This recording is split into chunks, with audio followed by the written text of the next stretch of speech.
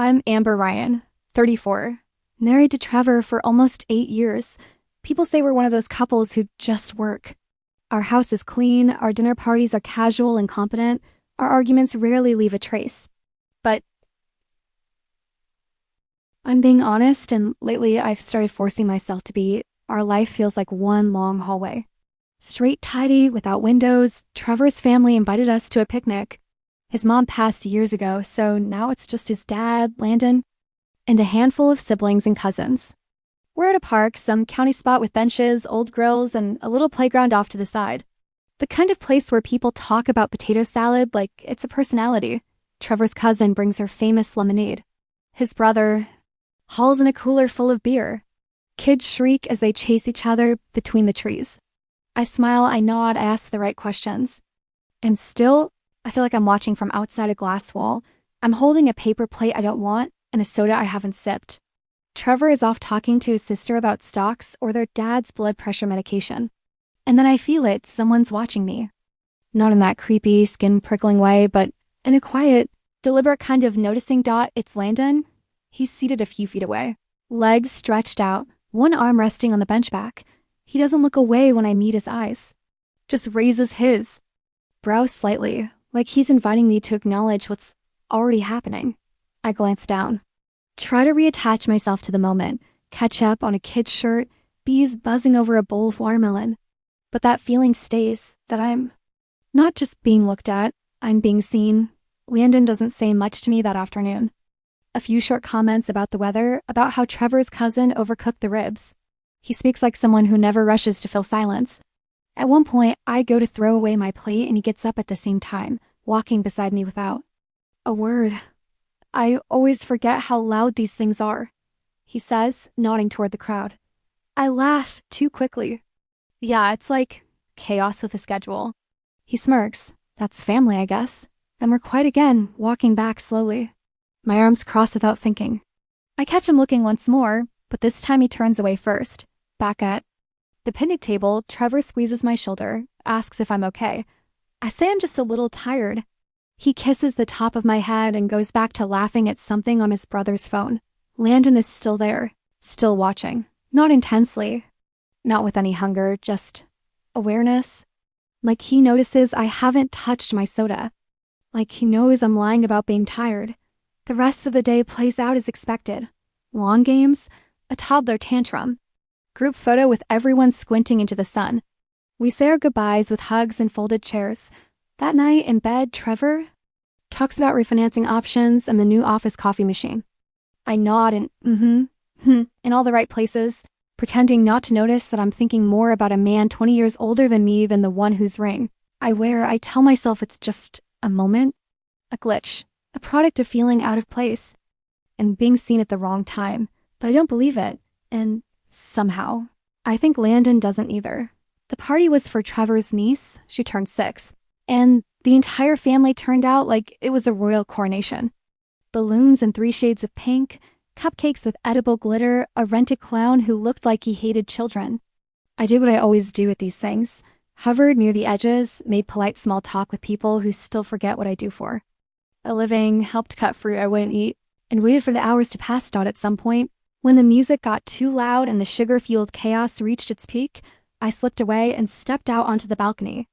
It wasn't a grand escape, just a moment to breathe where no one expected me to play a role. I wasn't sure how long I'd been standing there, looking out over the neighborhood's manicured backyards, when I heard the glass door slide behind me. I didn't turn around. I figured it was someone grabbing a moment of quiet, same as me. Then I heard his voice. Too many balloons. I don't trust any celebration with that much helium, Landon said, his tone dry but not unkind. I smiled. Not because the line was especially funny, but because it was a relief, a voice that didn't ask questions, didn't require me to pretend I was having fun. He stepped next to me, not too close, not too far. Just enough that we could both lean on the railing and not feel like strangers. The air between us wasn't charged, not in the usual way people mean when they say that. But there was something there, something that felt like understanding without explanation. I don't think she even liked the clown, I said, still facing forward, not quite ready to make eye contact. She cried when he made the balloon soared, he said, then added, I can't blame her. It looked more like a question mark. That made me laugh. A real laugh, not one of those performative ones I perfected over the years. It surprised me how easily it came. And maybe that's why I finally looked over at him. He wasn't smiling in the obvious way, but there was a quiet amusement in his face. More than that, there was focus. Like he was actually listening, actually here. I was so used to being in rooms where everyone waited for their turn to speak that it took me a moment to recognize what it felt like to be heard. You always this good at avoiding crowds? I asked, a little braver than usual. He shrugged, his eyes back on the horizon. Only when I'm with people I don't have to perform for. I didn't answer right away. I let the words sit there, their meaning slipping just beneath the surface. It wasn't a line, it didn't feel like flirting. It felt like truth, and I hadn't heard much of that lately, not in my house. Not in my marriage, not even in my own head. I don't think anyone's ever said that to me, I said finally, realizing as I spoke that it was true. I doubt that, he said softly, not because he didn't believe me, but because he wished it weren't true. The silence that followed wasn't awkward, it was breathable, like a pause that didn't need filling. We stood like that for a while, just two people who happened to find themselves outside the noise, not pretending to enjoy something that didn't feel meant for us. I don't know how long we stayed there, but when I finally turned to go back inside, I hesitated. I looked at him again, trying to figure out if he'd felt it too. That strange, quiet current running between us, the one that hadn't asked permission, but was there all the same. He didn't reach out. He didn't move. He just said, "You." Looked like you needed a moment. And somehow that sentence carried more weight than anything Trevor had said to me in months. I nodded once and went inside. Back to the cake and the gifts and the small talk, but I wasn't the same as I'd been before I stepped out. And when I glanced back through the glass door, Landon was still there, not looking at me. Just standing where I'd left him. Like something about the silence had belonged to both of us, after that night on the balcony. I expected a shift, a hard left into something obvious or dramatic. But instead, life kept moving in that slow, autopilot way it always had. Trevor and I woke up to the same alarm, brushed our teeth in silence, drank our coffee with eyes on separate screens, and asked each other questions we already knew the answers to. There was no explosion, no confrontation, no hint that anything had changed. But something had. I started a second job at a coffee shop downtown, mostly because I wanted to feel like I was still allowed to make new choices, and partly because I needed something to belong to that wasn't our kitchen or our calendar. It wasn't glamorous. The floors always smelled faintly of burnt milk, and the espresso machine made a grinding noise that could put your nerves on edge if you let it. But it was real. People came in and ordered things with words like oat and half sweet and dirty chai, and I liked learning their names, memorizing their drinks, pretending that even small connections meant something. That's where I met Marcos. He came in with the confidence of someone who had nothing to prove and the wardrobe of someone who thought deeply about things like thread count. He was an interior designer. I only found that out after he dropped his business card by accident. Or maybe on purpose, and I handed it back without asking questions. He started showing up every few days, sometimes with blueprints, sometimes with a laptop, always with that same quiet curiosity that made me feel like I was part of something, even if I wasn't. He never flirted in the traditional sense. He didn't ask if I was married. He didn't hover too long or angle his compliments in a way that made me feel trapped. He just noticed things when I changed my earrings, when I started tying my apron differently, when I laughed instead of just smiling. One afternoon, he told me I looked like someone who had recently woken up from a very long nap, and the words caught me so off guard I had to pretend I didn't hear them just to keep my face from giving everything away. But I didn't fall for him. I didn't want to. What I felt around Marcos wasn't romance or longing, it was possibility. It was the realization that my life wasn't locked in place, that I didn't have to spend the next 30 years nodding at dinner conversations I wasn't invited into. He reminded me that I had options, not because he offered himself as one, but because he existed, someone outside the narrow lanes of my routine, someone who saw me without trying to own the vision I never mentioned. Him to Trevor. There wasn't a reason, not technically, and yet I knew the omission wasn't innocent. But by then, I'd already started noticing how many things I left out of our conversations, not out of secrecy, but because they didn't fit into the version of me I'd become in his eyes. The version that didn't need anything unexpected. Back at home, nothing was wrong, but nothing felt right either. Our house was clean. Our bed was made. Our shared calendar was filled with dentist appointments and quarterly goals. And still, I found myself waking up early just to sit alone in the living room before the light shifted and Trevor emerged from the bedroom in his usual gray t-shirt, already talking about client emails. One morning, he asked if I'd thought about going back to school or picking up photography again, and I couldn't tell if it was genuine interest or just noise to fill the silence. I shrugged and said I hadn't really thought about it, though the truth was I thought about everything now, where I was, what I wanted, who I might become if I stopped saying yes to everything that asked for the smallest, safest version of me. I didn't daydream about Landon, not exactly, but I did remember his words more than I meant to. The way he'd said I looked like I needed a moment. The way he hadn't filled the space with unnecessary comfort.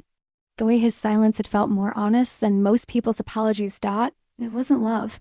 It wasn't even attraction in the conventional sense.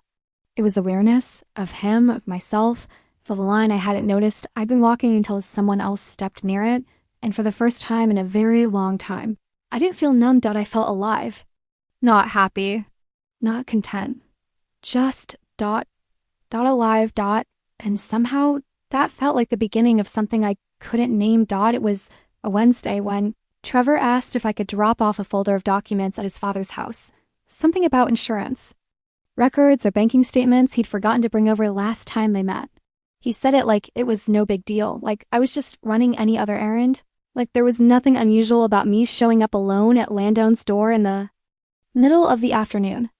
I told him sure I could do it because saying no would have raised more questions than I was ready to answer.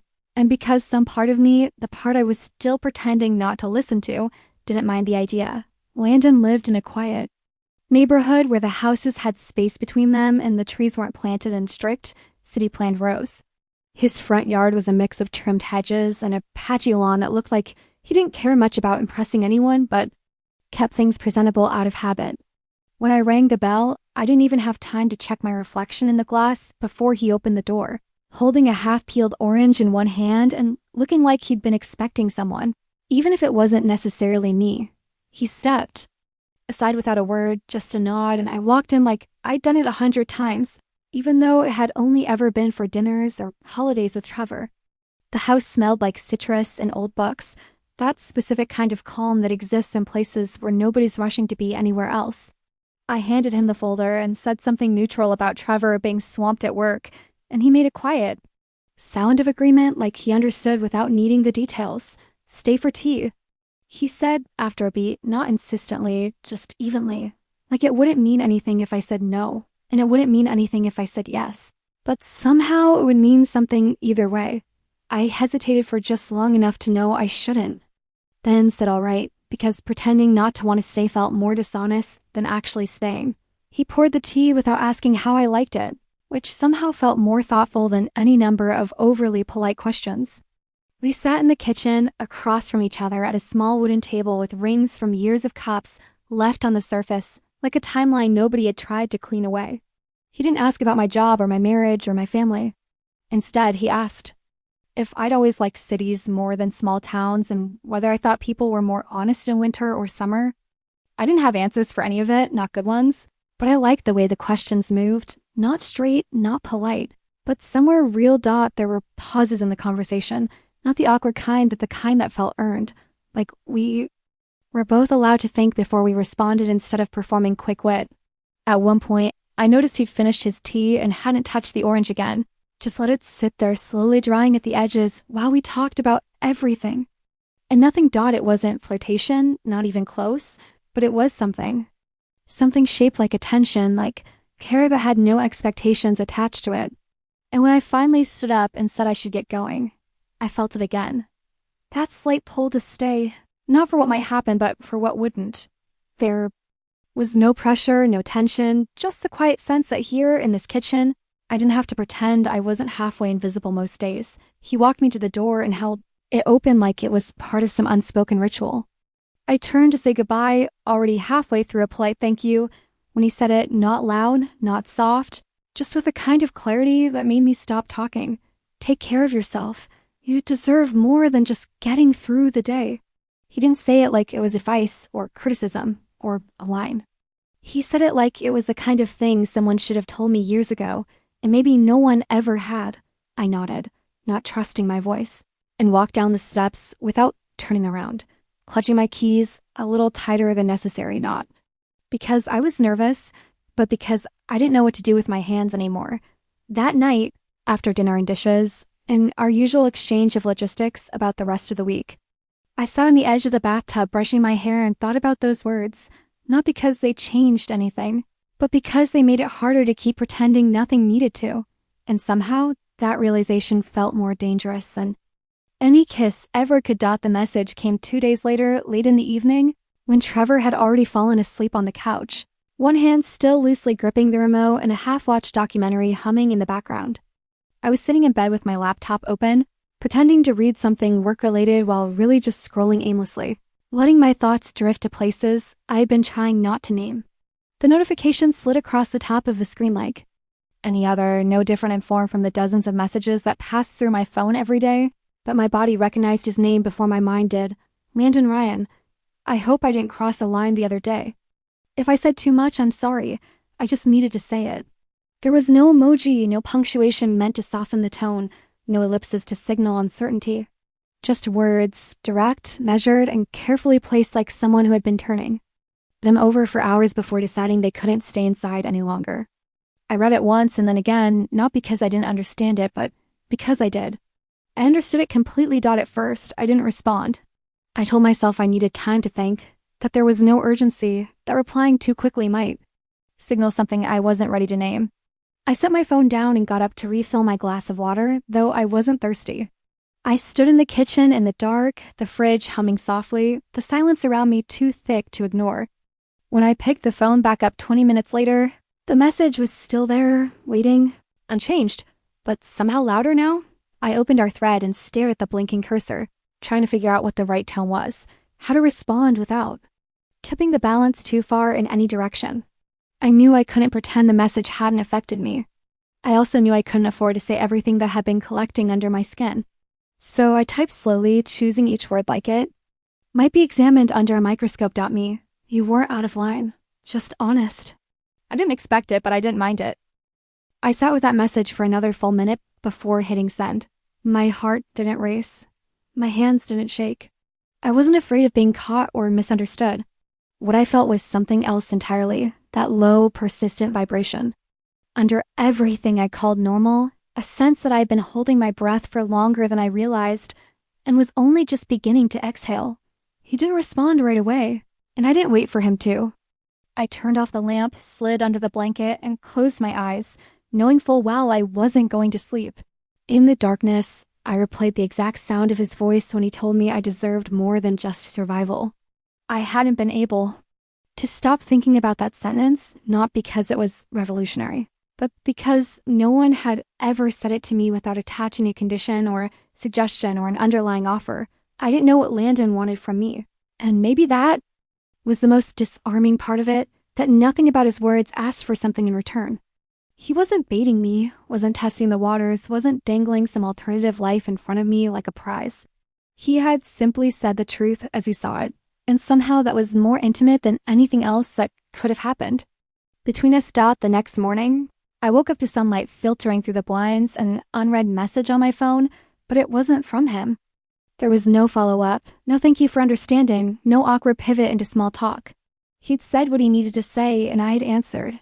And now there was just space, quiet, unresolved, and thick with the kind of meaning that didn't need to be filled. Later that day, I caught myself rereading the exchange while waiting for a bus, as if I were looking for some new layer to uncover, some detail I had missed.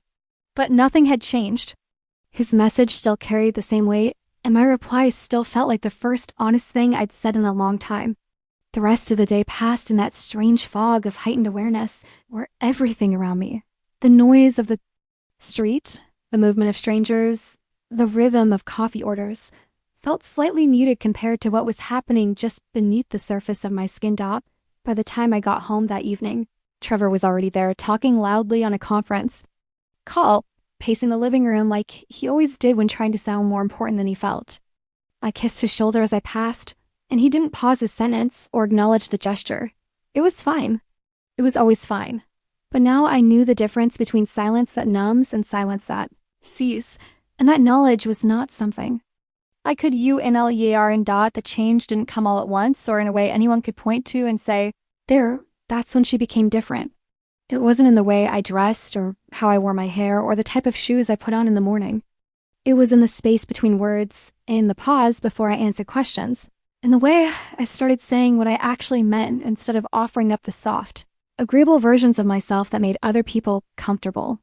At the cafe, where the clatter of cups and the constant stream of people usually gave me cover, I began to feel grounded in a way I hadn't expected, more present, more aware of myself, more certain that I didn't need to shrink to fit. Into a life that had quietly stopped feeling like mine, Marcos noticed before anyone else.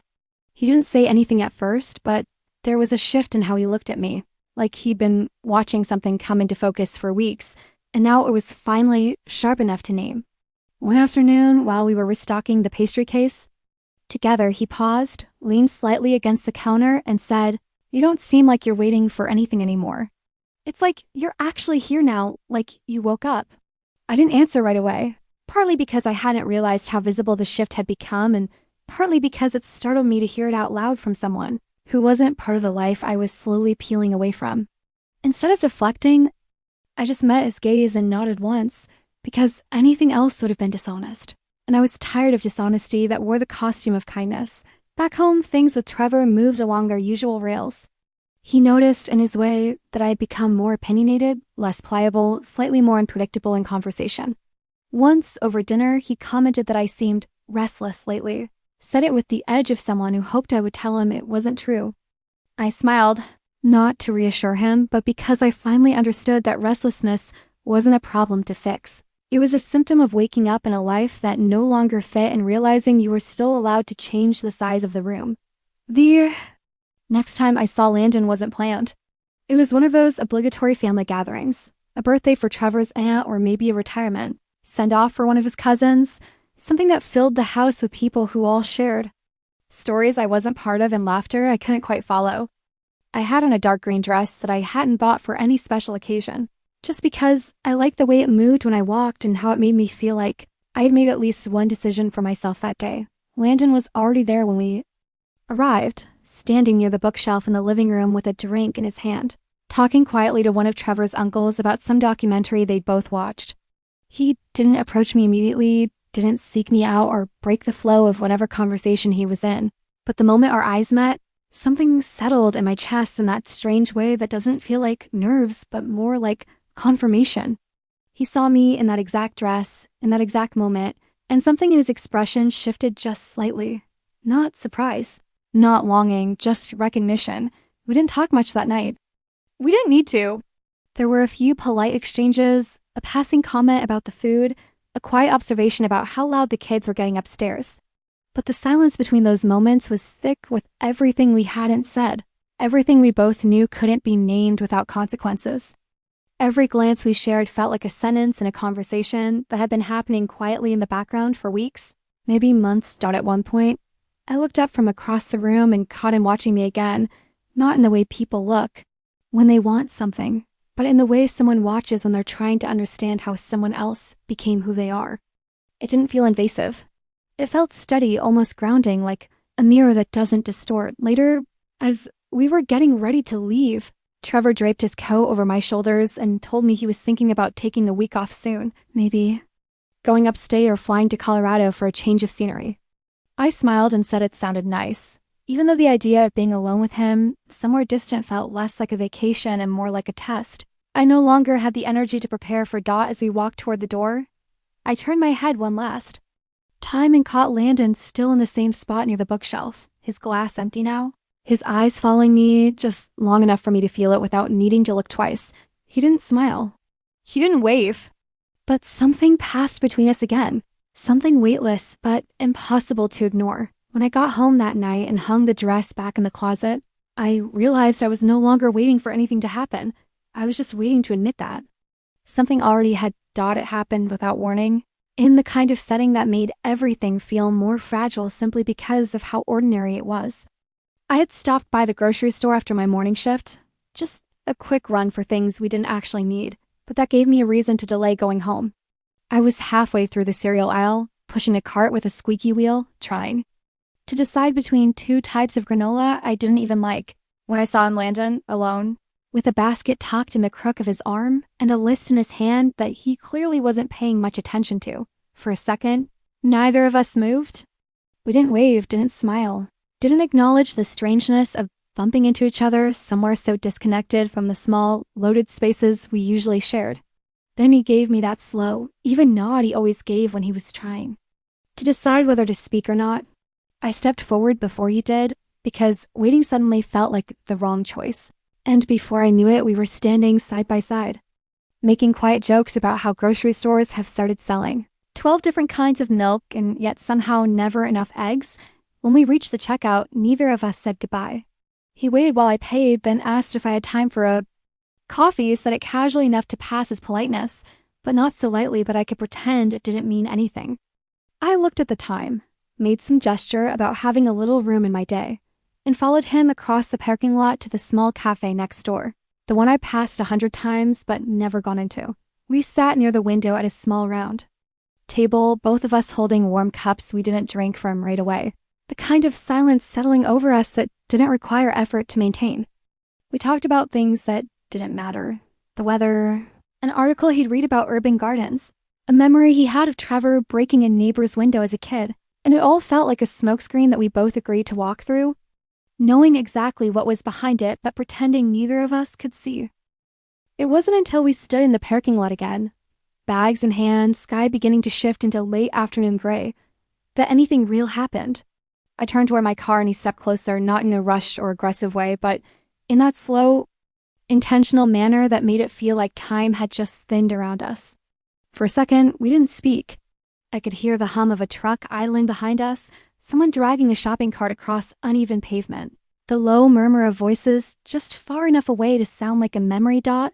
Then he leaned in so carefully it didn't even feel like movement at first and pressed his mouth to mine. There was no hesitation in him, but no force either, just a moment suspended between impulse and clarity, and the overwhelming stillness of everything inside me going, quiet. I didn't pull away. I didn't step back. I didn't even breathe, not properly, not until it was over, and we were both just standing there like nothing had happened. Even though everything suddenly felt different, neither of us spoke right away. He looked at me like he was waiting for the ground to shift or the sky to fall or for me to say something that would make it easier to go back to how things had been before. I couldn't say anything, not because I didn't know what to say, but because there wasn't a version of the truth that didn't sound like betrayal or cowardice. I shouldn't have, he said finally, voice low, steady, almost matter of fact, like he already knew. I wasn't going to blame him, which only made it worse somehow. I shook my head. Barely, not as an answer, but as a reflex, and took a slow step back, not because I regretted what had happened, but because standing still felt dangerous. We're not doing anything. I said quietly, the words brittle and empty as they left my mouth. No, he said, and the way he said it, simple, resigned, not even trying to believe it, made something inside me fold in on itself. We walked to our cars without another word. I sat behind the wheel for almost a full minute before turning the key. My hands stayed in my lap, my grocery bag in the passenger seat untouched. I could still feel the pressure of his mouth on mine, not because the kiss had been passionate or intense, but because it had been deliberate, the kind of kiss that doesn't ask for anything, except to be remembered. I drove home with the windows down even though the air was cold because I needed something to sting. I needed the wind to remind me where I was, who I was, and how close I had come to something I couldn't name without unraveling everything else. Trevor was already home. When I walked in, he asked if I'd gotten the almond milk. I told him yes and handed it to him like it was proof I was still the same person I'd been that morning. But I knew better. And so did Landon. After the kiss, I tried to act as if nothing had shifted. But pretending not to feel the ground moving beneath your feet is a particular kind of madness that wears you out from the inside. I went back to my routines, kept my voice level during conversations with Trevor, made dinner, answered emails, folded laundry, and nodded at the right moments. But all of it felt like I was inside someone else's life, going through motions. choreographed long ago by a version of me that no longer existed. The distance between Trevor and me wasn't new. It had been growing in slow, quiet inches over the years, but now it felt like a visible line, drawn down the center of every room we shared. He still made jokes over breakfast and told me about the new project his team was working on, but I found myself drifting mid-sentence, not because I didn't care, but because I couldn't connect to the person speaking. He had plans, goals, deadlines, dinner reservations, but no questions from me that weren't logistical, no curiosity about where my head was. No pause between thoughts to make room for mine. I started to notice how often we talked about things without ever talking to each other, how our lives were structured more like parallel routines than an actual partnership. I'd ask how his day was, and he'd tell me about a meeting or an email thread, never how he felt.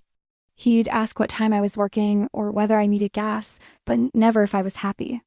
I'm not sure if he didn't notice or didn't want to notice that I was slipping away from him in tiny, irreversible increments. One afternoon, Marcos stopped by the cafe with 2 tickets to a design exhibition he thought I'd enjoy. He said it casually, like it was no big deal, and when I hesitated, he held them out anyway, like I could decide later. I didn't ask Trevor if he minded. I didn't clear it with our shared calendar. I just went.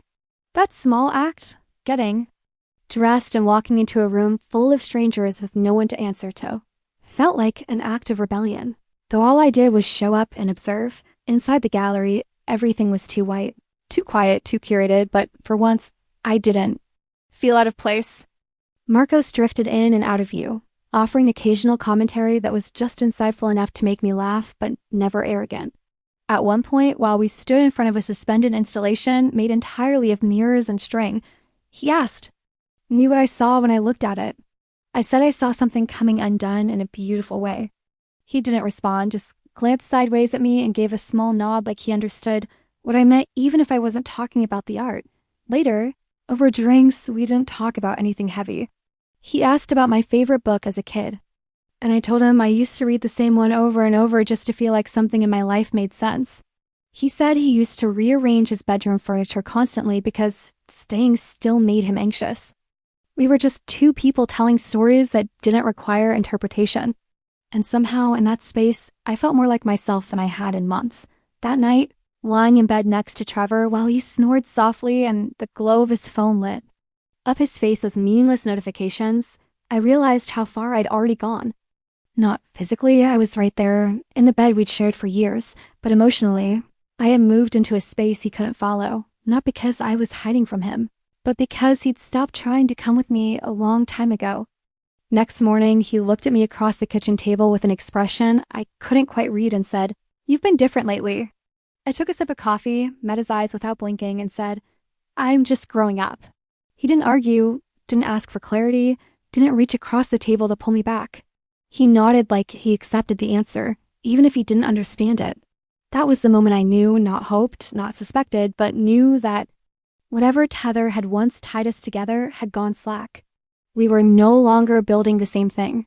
We were just sharing space while quietly stepping into separate futures. Wayne, my closest friend, had started asking more pointed questions, too. She noticed the shift before I could deny it, said I seemed like I was holding something back, like I had a secret I hadn't decided whether to tell yet.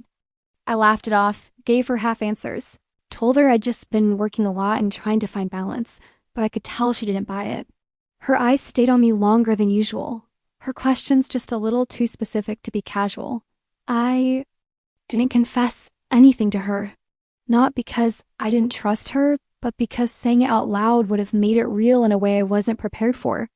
There's a difference between knowing you've changed and hearing yourself say exactly how and at that point, I was still trying to convince myself that a kiss wasn't a decision. That silence wasn't the same thing as denial. And that waking up didn't have to mean burning the house down. It didn't take long for Trevor to notice that the temperature between us had shifted. Although, to his credit, he didn't confront it directly. At least, not at first. He moved through the days with his usual efficiency, checking boxes, making calls, finishing tasks with a kind of robotic precision that had once made me feel safe, and now only made me feel watched. He didn't accuse, didn't demand answers.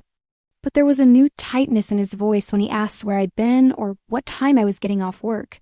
He'd always been mildly curious, the way people are when they feel obligated to be involved. But now the questions felt sharper, more like probes than conversations. One evening, after a long shift at the cafe where the espresso machine had broken twice and someone spilled an entire smoothie on the floor without so much as an apology, I came home to find him sitting at the kitchen table with a beer in front of him and that specific look on his face, the one he wore when he was trying to seem casual but had something building underneath. I dropped my bag on the counter, kicked off my shoes, and asked if he'd eaten. He didn't answer right away, just watched me like I was a puzzle he'd lost the picture to years ago and had only now realized the pieces didn't fit. "You've been going out a lot lately," he said finally, not with anger, but with that slightly raised eyebrow he used when he wanted to sound calm but wasn't. "I've been working," I said as I poured myself a glass of water, not bothering to add that I'd also gone for a walk after my shift just to be alone with my thoughts for a while. It wasn't a lie, but it wasn't the whole truth either, and that had become my default. Giving him just enough to keep the peace, but never enough to invite real questions. He nodded slowly, took a sip of his drink, and stared at the bottle for a moment before saying, "It just feels like you're somewhere else lately." I could have deflected, could have made a joke or offered some throwaway reassurance, but instead I said, "I probably am," and the honesty of it hung in the room between us like something we both wished we hadn't heard. He didn't push further that night. He just nodded again, got up to put his bottle in the sink, and walked out of the room like the conversation had gone exactly as he expected it to, which was maybe the saddest part, that he seemed less surprised than tired, like he'd been waiting for this version of the story to catch up to the one playing in his head. A few days later, Renee pulled me aside after work. She'd come by the cafe to meet for lunch, but we never made it past the sidewalk. She looked at me in that way only a longtime friend can, half concerned, half determined, and said, "Okay, what's going on with you?" I tried to dodge with a smile, told her I was just busy, just tired, just adjusting to new hours and still figuring out how to balance everything, but she didn't let it slide this time. "No," she said, crossing her arms and narrowing her eyes. "It's not just tired. You look like someone who's thinking really hard about something they're afraid to say out loud." I opened my mouth to respond, but nothing came out that sounded real. I couldn't give her the words because I didn't have them yet. Or maybe I did and just wasn't ready to feel what they would do once spoken. "I'm fine," I said eventually, soft and practiced, knowing full well it was the answer people give when they need the subject to die quietly. She let it go, at least for the moment, but I could see in her face that she wasn't buying it, not for a second. I could see her calculating, pulling together threads she hadn't wanted to admit. "We're there." Renee wasn't the type to push hard, but I knew she'd come back around when she thought I was ready to talk. And the part that unsettled me most was that I didn't know if I ever would be at home. The tension continued to simmer in low, steady waves, not explosive, not confrontational, just this constant awareness that Trevor and I were walking circles around something neither of us was brave enough to name. We still cooked dinner, still watched shows we barely followed, still got ready in the mornings with the routine ease of two people who had long ago figured out how to avoid collisions. But there was an undercurrent now, one that made the silence feel heavier, more suspicious, more loaded with questions no one was asking out loud. He didn't check my phone, didn't follow me, didn't say anything cruel. But sometimes he looked at me for too long after a simple answer, as if trying to see past the words into the parts I wasn't sharing. And sometimes I caught myself wondering what he would do if I told him everything. Not just about the kiss, but about the distance, the loneliness, the way I had started to come alive in places that had nothing to do with him. I didn't feel guilty. I felt responsible. Not for betraying him, but for not noticing sooner that we had been living two separate stories under the same roof. Calling it a marriage because it was easier than calling it over, and the more I stayed quiet, the more I started to understand that the real betrayal had happened long before Landon ever touched me. New Year's Eve arrived with all the expected noise, metallic streamers, half-hearted resolutions, and forced laughter that bounced off the walls of Trevor's brother's house like a script everyone knew by heart but no longer believed in.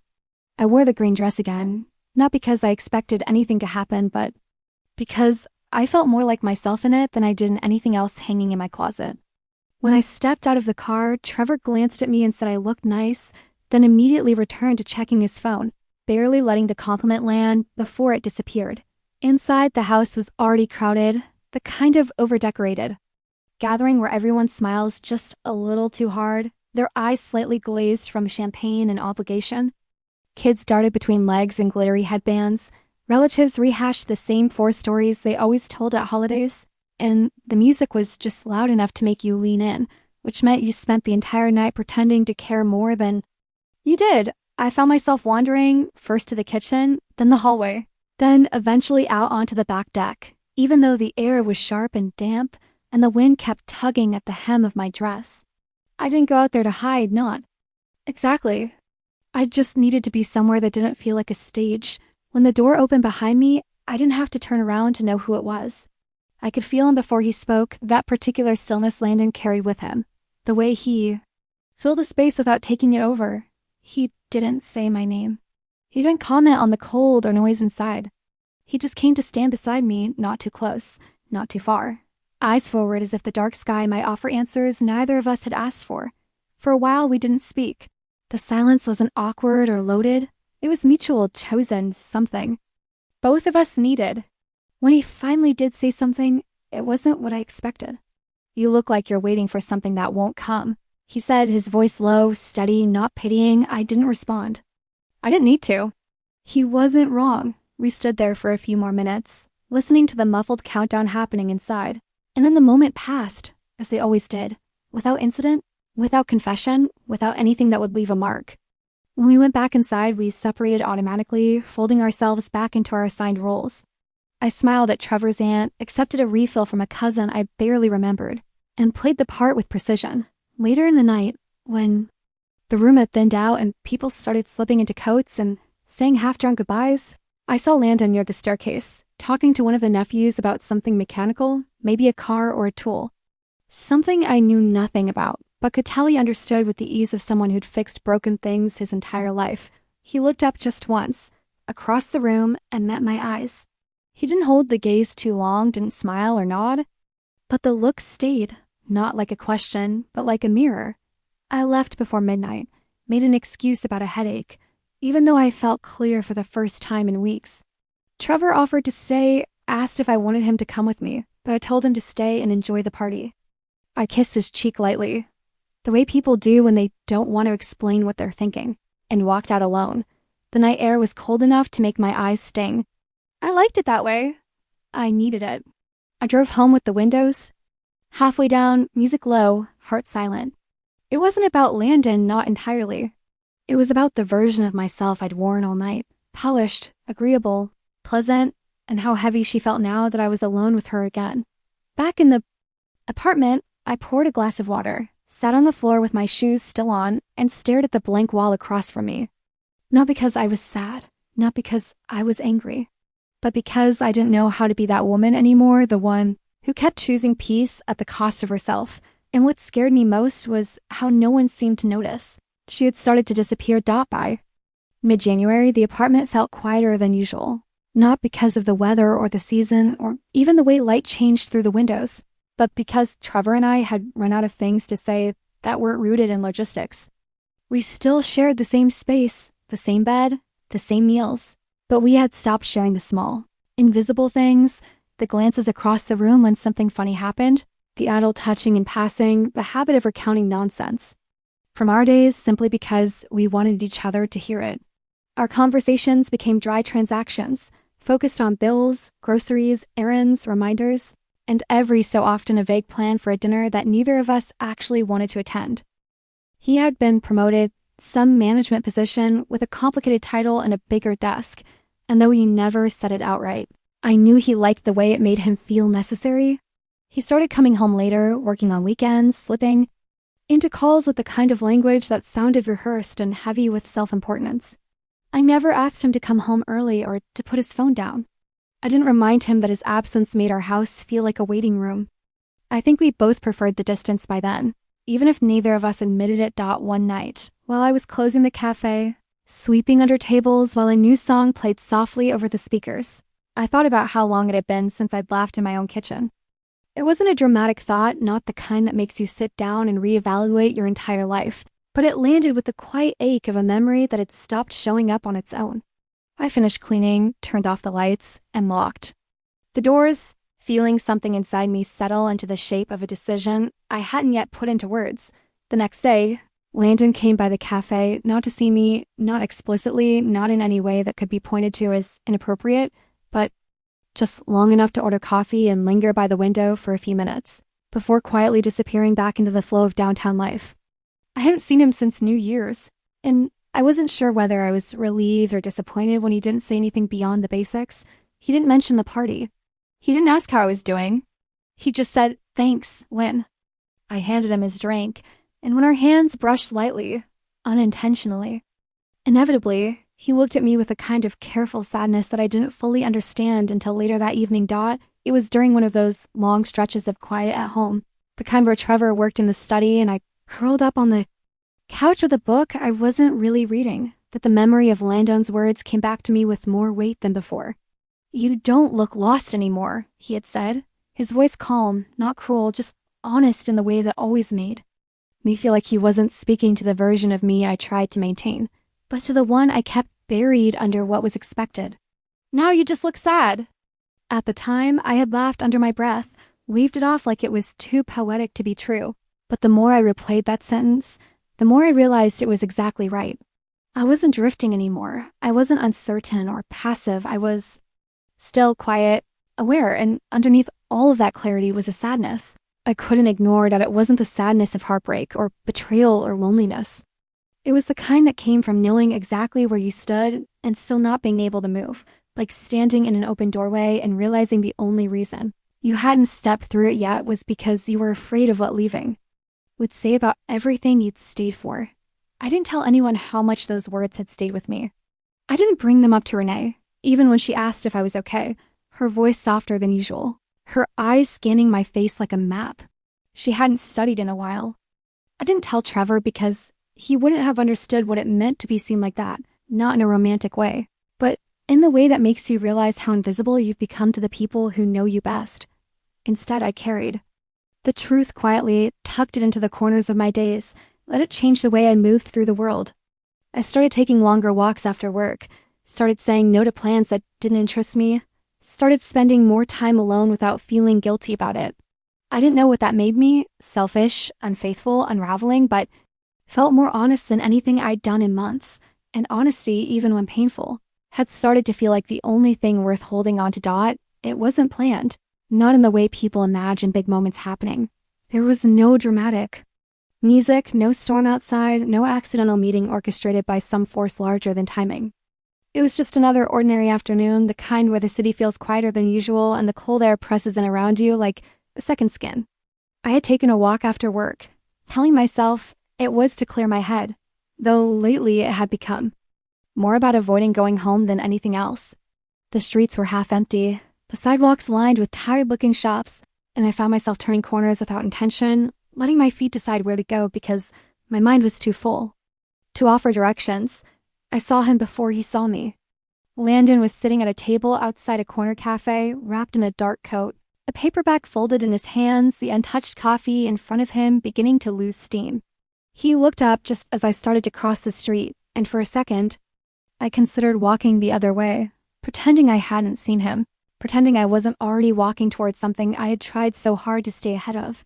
But then his eyes met mine, steady and unsurprised, and I knew pretending wasn't going to change anything. I crossed the street, nodded once without smiling, and he pushed the chair across from him back slightly with his foot, not as an invitation, but as a gesture of acceptance. I sat down without speaking, without removing my gloves, without knowing what I expected from this moment.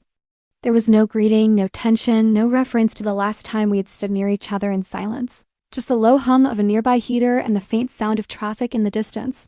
"I didn't think I'd see you today," he said. Not as a question, just a statement placed gently between us like a card turned over in a game neither of us wanted to win. "I didn't plan to," I replied, finally pulling off one glove and wrapping my hand around the ceramic cup the waitress had quietly placed in front of me. I hadn't ordered anything, but I didn't stop her either. It felt easier to accept the heat than to explain why I was there.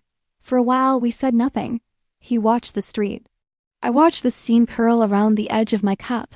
There was No urgency, no need to fill the silence, no desperate grasp for words that might excuse the fact that we had crossed an invisible line weeks ago and have been walking its edge ever since. If things were different, he said suddenly, eyes still.